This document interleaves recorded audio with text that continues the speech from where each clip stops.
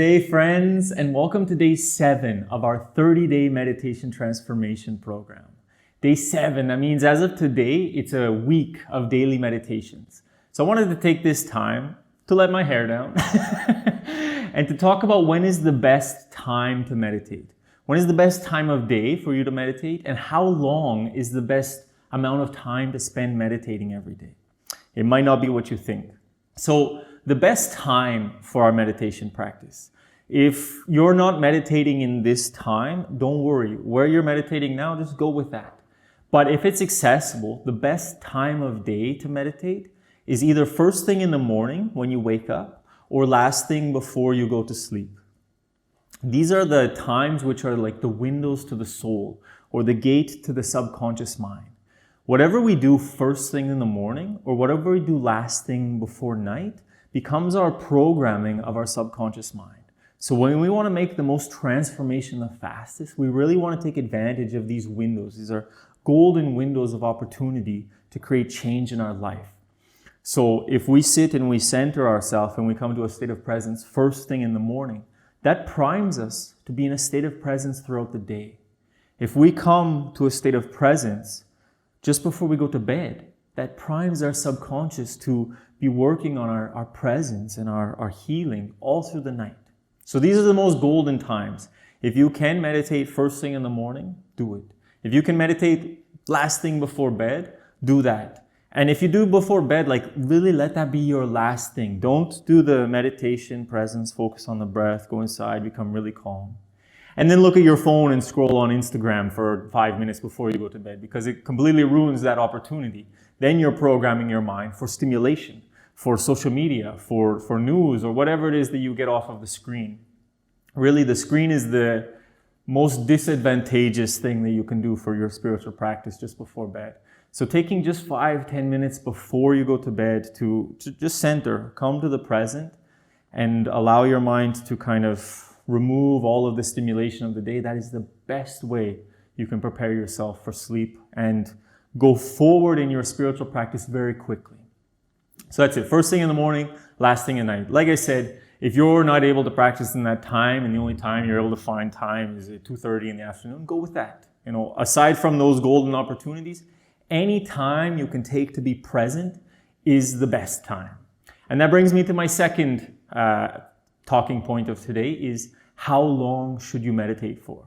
And especially if you're new to practice, the best amount of time that you can meditate for is 5 minutes every day, okay? I say this with all of the practices, all of the different yogic practices, but these practices are about developing presence, awareness, concentration. And we get so much more out of coming to the present a little bit every day than we do waiting to do it for a marathon, like 1 hour, 2 hours on the weekend. So find 5 minutes, 10 minutes in the case of this program, but if 10 minutes isn't accessible to you, 5 minutes every day. Because what we want, and this is the intention behind this whole series, is for it to become a habit.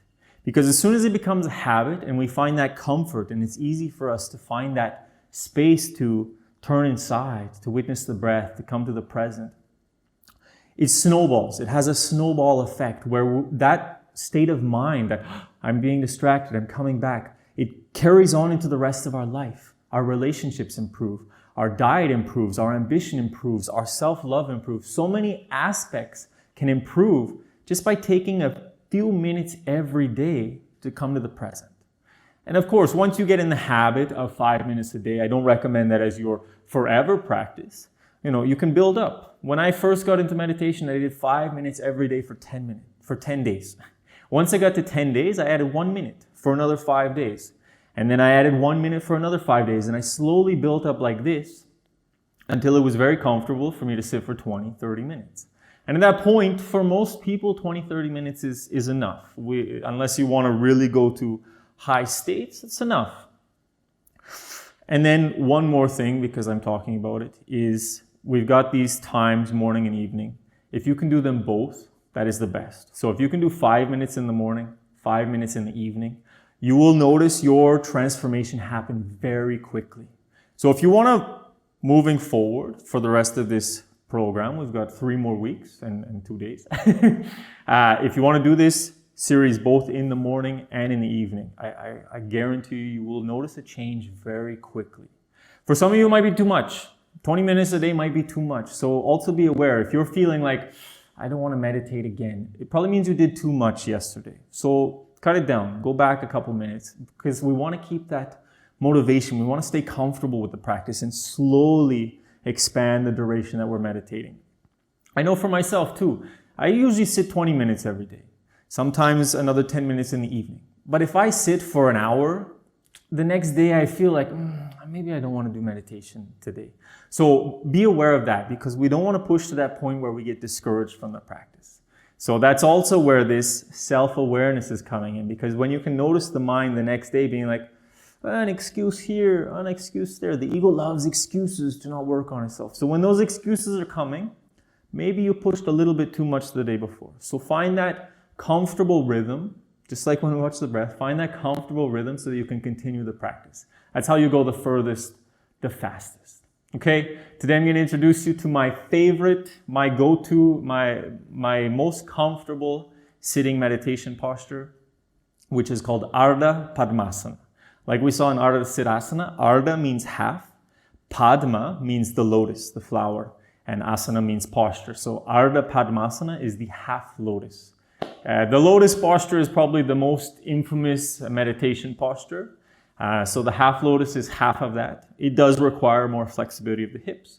As always, feel free to take some support, some cushions, some towels, a rolled up blanket. And if you need to, at this point, if you're not already, it might be good to do some warm-up before the practice, especially if you're newer to the sitting practice. So you can warm up, maybe you're doing the 30-day Kundalini series, or you can warm up with the Pavanamuktasana series, the first half of it where we focus on the legs and hips, before the practice. Okay, so I will now move the camera and then show you the pose and we'll come into meditation. Okay, beautiful.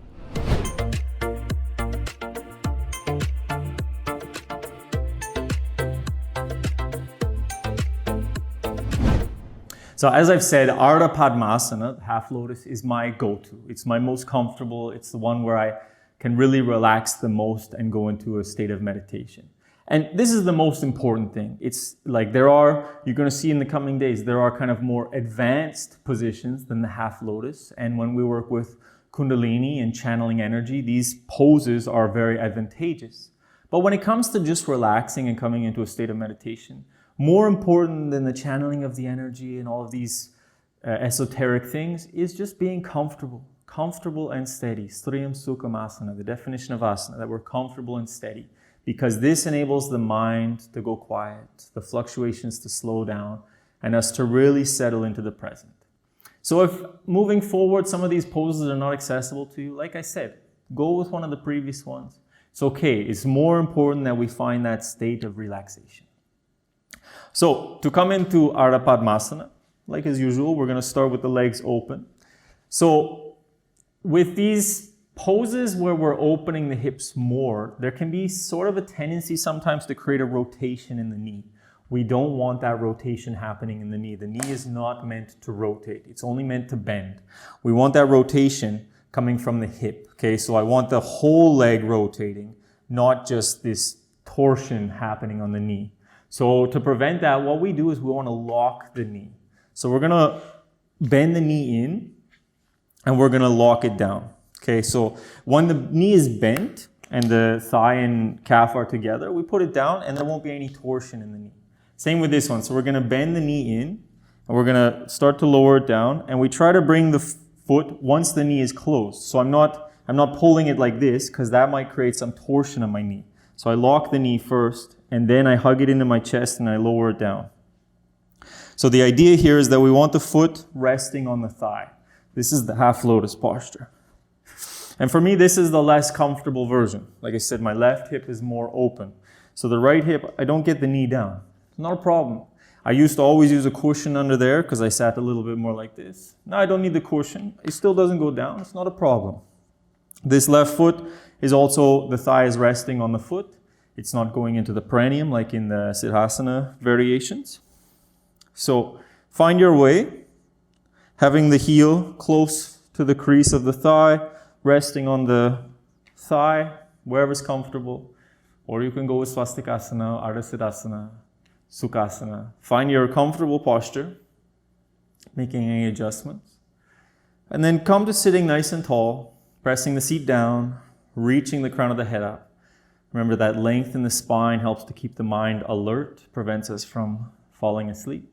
Roll the shoulders back so the heart is open. Hands on the knees, palms down, palms up. It's completely up to you.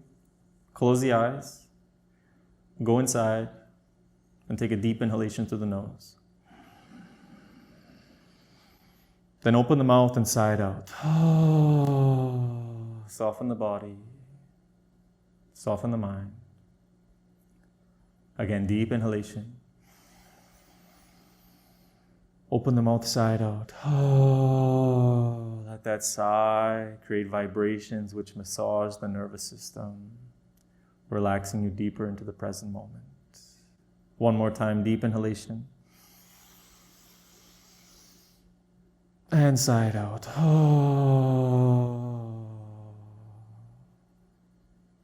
Sitting with the eyes closed, attention turned inside.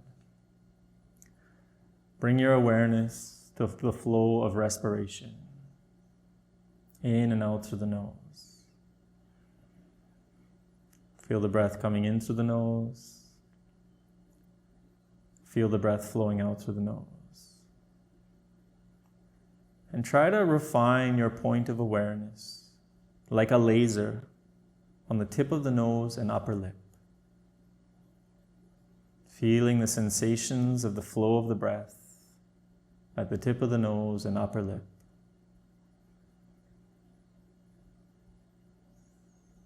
Allow each breath to relax the body, to relax the mind,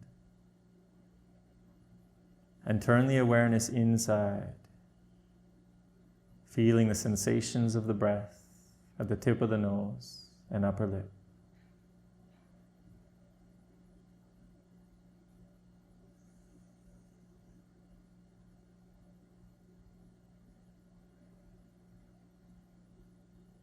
If the mind is busy, it can help to note the breath, mentally saying to yourself, breathing in and breathing out.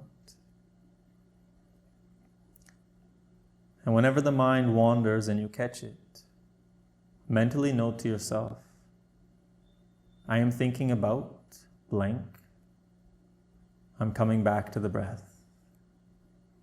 Breathing in, breathing out.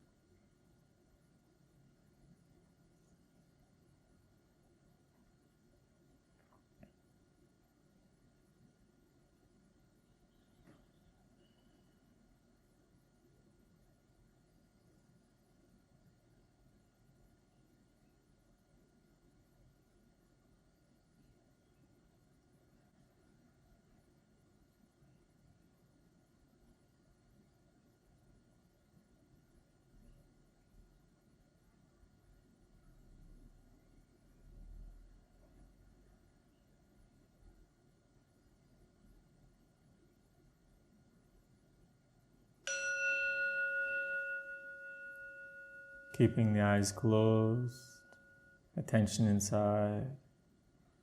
Slowly, gently release the pose and make your way into the opposite orientation.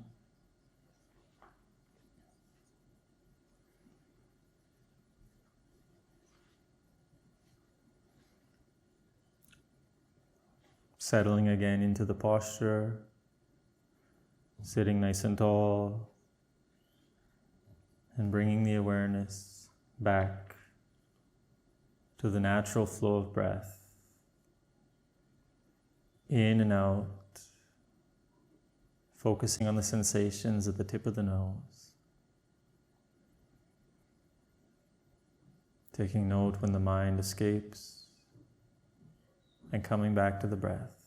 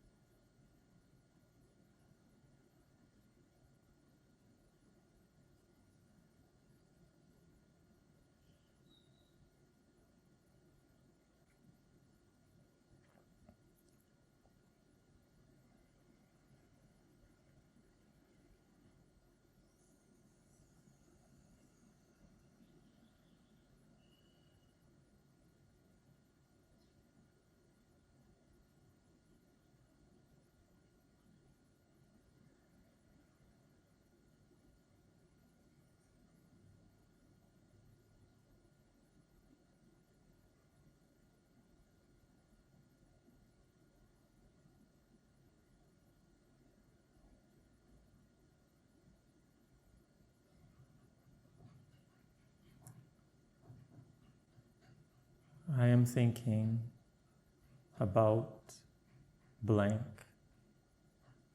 I'm coming back to the breath.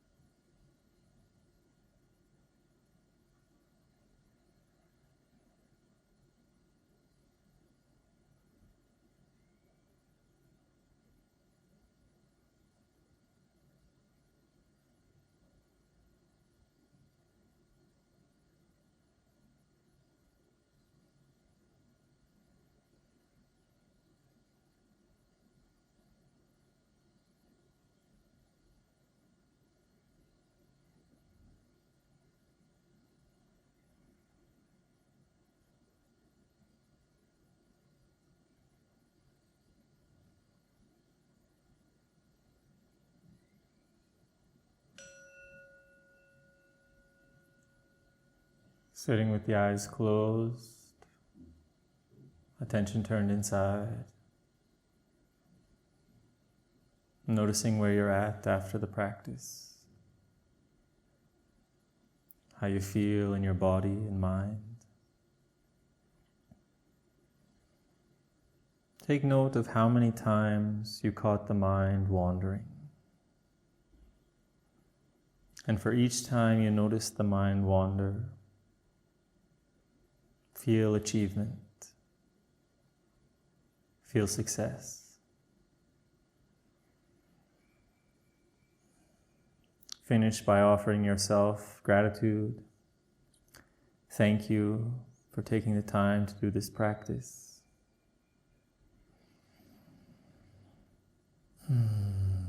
May this state of presence enrich your life and the life of everyone you meet along the way. Take a deep inhalation into the heart. And as you exhale, gently coming back, so that I can say thank you for joining me once again. Hope you had a beautiful practice. Let me know how it's going for you. How is this new posture of today? Or what's your favorite posture so far? And I can't wait to see you again tomorrow. Namaste.